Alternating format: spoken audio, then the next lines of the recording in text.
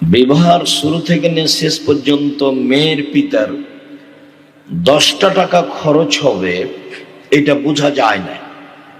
সব খরচ ছেলের পিতার।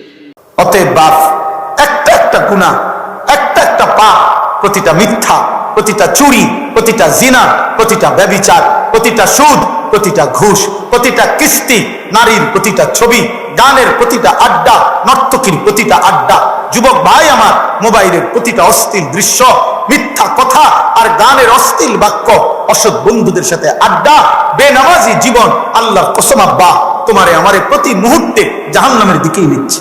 হিন্দু বৌদ্ধ খ্রিস্টান তাদেরকে মানবিক সাহায্য করা যাবে। অভাবে মরতেছে, আপনি খাবার দিতে পারবেন। হিন্দু বৌদ্ধ খ্রিস্টান আর মুসলিম ঘরে চাল নাই, আপনি চাল দিতে পারবেন। হিন্দু বৌদ্ধ খ্রিস্টান আগুন লেগে গেছে, মুসলমানদের উপর কোনো সমস্যা নাই, তারা যে আগুনটা নিভাই দিবে। কথা বুঝেন নাই? মানবিক সাহায্য করতে পারবেন। কিন্তু একটা হচ্ছে শেয়ারে কওম আর একটা শেয়ারে মিল্লাত। কোন মুসলমান অন্য ধর্মের কোন ধর্মীয় কাজে যেতেও পারে না, সহযোগিতাও করতে পারে না। কারণ উসুল হচ্ছে ইআনাতুল কুফারি কুফরুন, কাফেরদেরকে কুফরি কাজে সাহায্য করাও কুফরি। আমি একটি সিএ ফার্মে চাকরি করি। সেখানে হিসাবে গড়মিল করার জন্য সরকারি বিভিন্ন অধিদপ্তরে ঘুষ দিতে হয়, আর এই ঘুষের লেনদেন আমাকে দিয়ে করানো হয়। এক্ষেত্রে আমি কি গুনাহগার হচ্ছি? হ্যাঁ, আপনি নিজে যদি এই ঘুষের লেনদেন করতে হয় তাহলে আপনার এই চাকরি আপনার জন্য করা জায়েজ নেই, যেখানে আপনি প্রত্যক্ষ ঘুষ গ্রহীতা বা ঘুষ দাতার সহযোগীর ভূমিকায় অবতীর্ণ হয়েছেন। এক্ষেত্রে আপনার যে কাজটি করতে হবে তা হলো আপনি আপনার কোম্পানিকে জানিয়ে দেওয়া যে আমি এই কাজগুলো করতে পারবো না, এছাড়া অন্য যে বৈধ কাজ আছে, হালাল কাজ আছে, সেগুলো তোমরা আমাকে দিয়ে করাতে পারো। তারা যদি সম্মত হয় আলহামদুলিল্লাহ, না হলে আপনি চাকরি পরিবর্তন করে অন্য কোনো হালাল এমন চাকরি খুঁজে বের করার চেষ্টা করতে হবে যেখানে আপনাকে কোনো প্রত্যক্ষ পরোক্ষভাবে কোনো গুনাহের সাথে জড়িয়ে যেতে না হয়। এমনকি সেই চাকরি পরিবর্তন যদি আপনার অর্থনৈতিক একটু অসুবিধার কারণে হয়, তাও আল্লাহর খাতির এই কাজটি আপনার করা উচিত। ইনশাআল্লাহ বিদিনিল্লাহ এর বিনিময় আজর আল্লাহর কাছে আপনি পাবেন দুনিয়াতে এবং আখেরাতে। এরপরে প্রশ্ন হলো, স্বামী সুদি লোন নিয়ে জমি কিনেছেন, তখন তার এতটা সচেতনতা ছিল না, এখন করণীয় কি?